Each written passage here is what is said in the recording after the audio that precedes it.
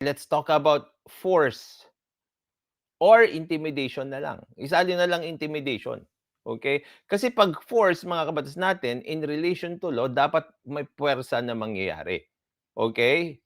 Ngayon, yung puwersa na yon, mga kabatas natin, dapat enough para yung tao, okay, yung tao, mapilitan.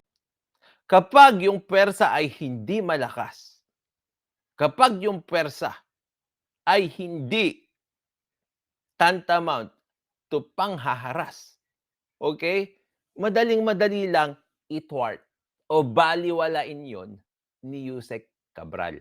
Ito kasi yung hindi nila nakikitang anggulo. Ngayon, how will you exert overwhelming force sa pagkopya at pag-obtain ng documents? Tandaan niyo itong puwersahan, mga kabatas natin.